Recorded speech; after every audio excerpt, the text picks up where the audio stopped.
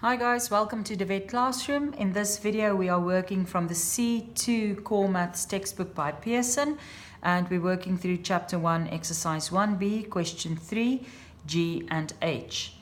We are busy dividing polynomials by terms inside brackets. So we're going to start by rewriting this polynomial in long division form. So we've got 6x to the power of 5 minus 19x to the power of 4 plus x cubed plus x squared plus 13x plus 6. That is a long polynomial. Just check that all your indices going from in decreasing order, so 5, 4, 3, 2, 1, and then a final 0 at the end. Right, we divide with x minus 3. We're going to start off by looking at the first term in our polynomial, 6x to the power of 5.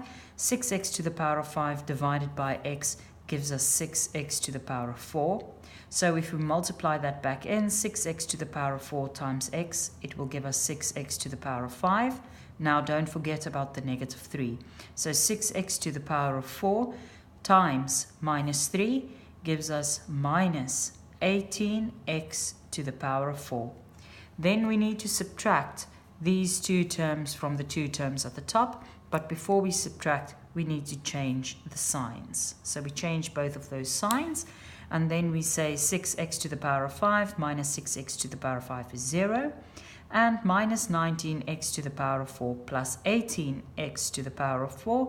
Because they are the same, we can add them. And then we are left with minus x to the power of 4.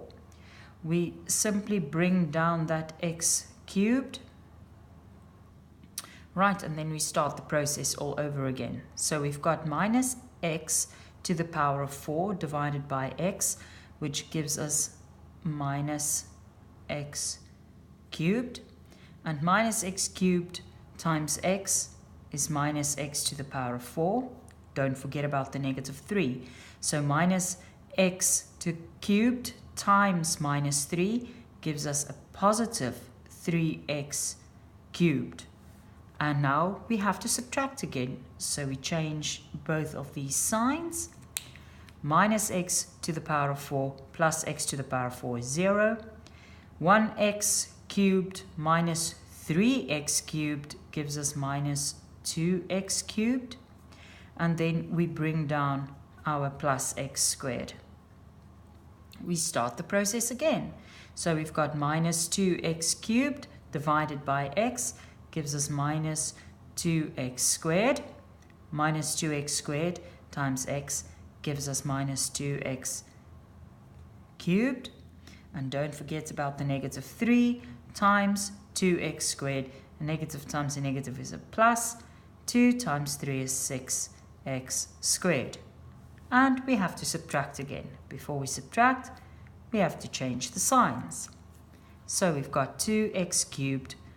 A negative 2x cubed plus 2x cubed is 0. And 1x squared minus 6x squared is negative 5x squared. Then we bring down the plus 13x. And again, the process starts. So minus 5x squared divided by x is minus 5x. Minus 5x times x is minus 5x squared.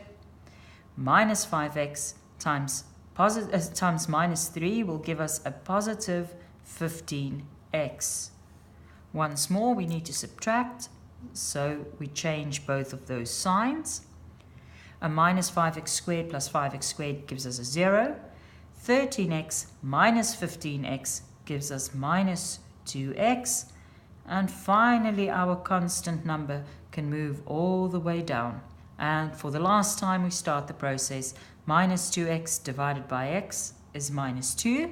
Minus 2 times x is minus 2x. Minus 2 times minus 3 is plus 6. We need to subtract them. So we change the signs. And we are left with 0. And 6 minus 6 is 0. Therefore, we can confidently say that x minus 3 is indeed a factor of our big polynomial on this side because it can divide into it without leaving a remainder. And just remember that your answer, which is now located here, is also known as the quotient of the polynomial. When we have an inverse function, we can say that the quotient times the factor should then give us the polynomial again. There is in fact just no need to do this whole long sum. You can just leave it as is. Okay, moving on to h. We've got a large polynomial again to divide by x minus 1. Let's just check. We've got a 5, 4, 3, 2, 1 and a 0 there. So they are in decreasing value without skipping any law of indices. So we can just rewrite it in long division format. Minus 5x to the power of 5 plus 7x4 plus 2x cubed minus 7x squared plus 10x minus 7, all divided by x minus 1. We're going to start the process by starting with the first term of our polynomial. So minus 5x to the power of 5 divided by x is minus 5x to the power of 4. And if we multiply it back in, we get minus 5x to the power of 5. Minus 5x to the power of 4 minus 1 gives us plus 5x to the power of 4. We need to subtract them. When we subtract them, we need to change the sign. So we've got a plus and a minus. This will give us 0 plus 7 minus 5 gives us a plus 2x to the power of 4. We bring down our cube 2x cubed there. We start the process again. 2x to the power of 4 divided by x gives us plus 2x to the power of 3. We multiply that back in, we get 2x to the power of 4. Don't forget about the negative 1. So the negative 1 times 2x cubed gives us minus 2x cubed. Now we need to change the signs so that we can actually subtract them from one another. So we've got plus 2x to the power of 4 minus 2x to the power of 4, which gives us 0. And we've got 2x cubed plus 2x cubed is 4x cubed. Then we bring down our quadratic, which is minus 7x squared. And we start the process again. So 4x cubed divided by x is 4x squared. 4x squared times x is 4x cubed. Don't forget about the negative 1 times the 4x squared will give you minus 4x squared.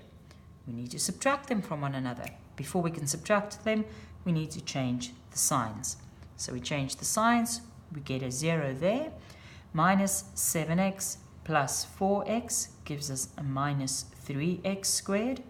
We bring down our singular variable there, plus 10x, and we repeat the process. Minus 3x squared divided by x gives us minus 3x. We multiply it back in to get our original there.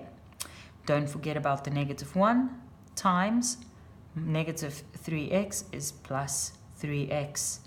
We subtract them from one another, so we change the sign. 3x squared minus 3x squared is 0, plus 10x minus 3x is 7x. We bring down our constant number, which is minus 7. And for the last time, we start the process. So 7x divided by x is 7. 7 times x is 7x. 7 times minus 1 is minus 7. We change the signs for us to subtract them, and we're left with a 0 and a 0. Again proving that x minus 1 is indeed a factor of this big polynomial, and our answer located right over there is known as the quotient. This concludes Chapter 1, Exercise 1b, Question 3, G and H. Please remember to subscribe to be notified of any new videos on the VET Classroom.